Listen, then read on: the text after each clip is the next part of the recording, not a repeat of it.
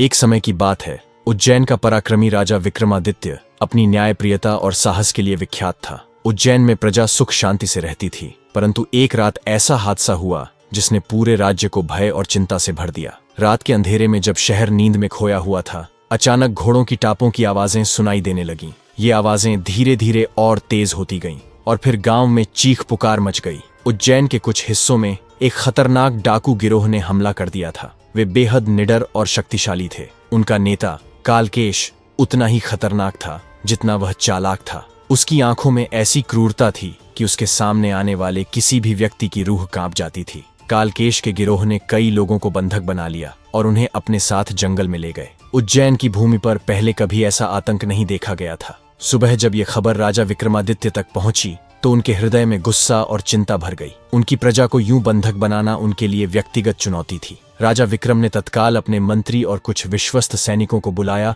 और उन्हें आदेश दिया, हम किसी भी कीमत पर इन निर्दयी डाकुओं को ढूंढकर अपनी प्रजा को मुक्त कराएंगे। इस राज्य में अब डर नहीं, सिर्फ न्याय और शौर्य का राज्य होगा। राजा विक्रमादित्य अपने सैनिकों के साथ उस गहरे और भयावह जंगल की ओर बढ़ने लगे जहां कालकेश का डाकू गिरोह अपने बंधकों के साथ छुपा हुआ था। जैसे जैसे वह जंगल की गहराइयों में जा रहे थे, चारों ओर का वातावरण और भी डरावना होता जा रहा था। अचानक विक्रमादित्य को एक पेड़ के नीचे एक रहस्यमयी आकृति दिखाई दी। वह एक बूढ़ा साधु था जो वहां बैठा हुआ था। उसने विक्रमादित्य को रोका और कहा, हे राजन, यह मार्ग अत्यंत खतरनाक है। कालकेश कोई सामान्य डाकू नहीं है, वह एक मायावी है जो अपने मंत्रों से छलावा और भ्रम उत्पन्न कर सकता है। विक्रमादित्य ने साधु से कहा, हे महात्मन, मैं अपनी प्रजा की रक्षा के लिए किसी भी खतरे का सामना कर सकता हूँ। कृपया मार्गदर्शन करें कि मैं इस मायावी कालकेश से कैसे निपटूं। साधु ने राजा को एक विशेष मंत्र और एक तलवार प्रदान की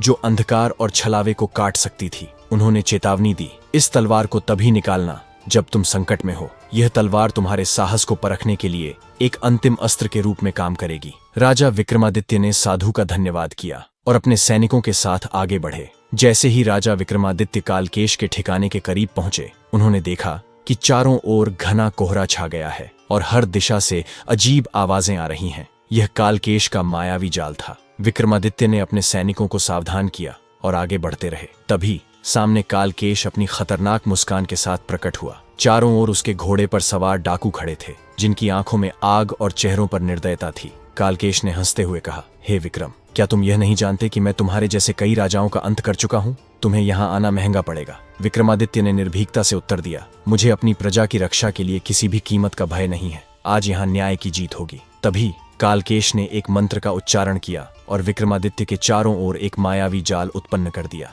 विक्रमादित्य ने तलवार निकालकर उस जाल को काटने का प्रयास किया, लेकिन हर बार जाल और घना होता जा रहा था। अचानक राजा ने साधु का दिया हुआ मंत्र स्मरण किया और उसका उच्चारण किया। एक तेज प्रकाश उत्पन्न हुआ और जाल टूट गया। अब राजा विक्रमादित्य और कालकेश के बीच अंतिम युद्ध आरंभ हो चुका था। दोनों अपने अपने अस्त्र शस्त्रों के साथ एक दूसरे पर वार करने लगे। कालकेश की शक्ति अद्वितीय थी, वह हर वार को सहजता से रोक रहा था, लेकिन राजा विक्रमादित्य ने अपनी सारी शक्ति एकत्र की और साधु द्वारा दी गई तलवार से अंतिम प्रहार किया। यह प्रहार इतना तेज था कि कालकेश की मायावी शक्तियां क्षीण हो गईं और वह जमीन पर गिर पड़ा। उसके डाकू भागने लगे, लेकिन विक्रमादित्य के सैनिकों ने उन्हें पकड़ लिया। बिना किसी विलंब के विक्रमादित्य ने सभी बंधकों को मुक्त कर दिया और कालकेश को राज्य की सजा के अनुसार न्याय दिलाया। आगे की कहानी जानने के लिए वीडियो पर 100 कमेंट पूरे करें।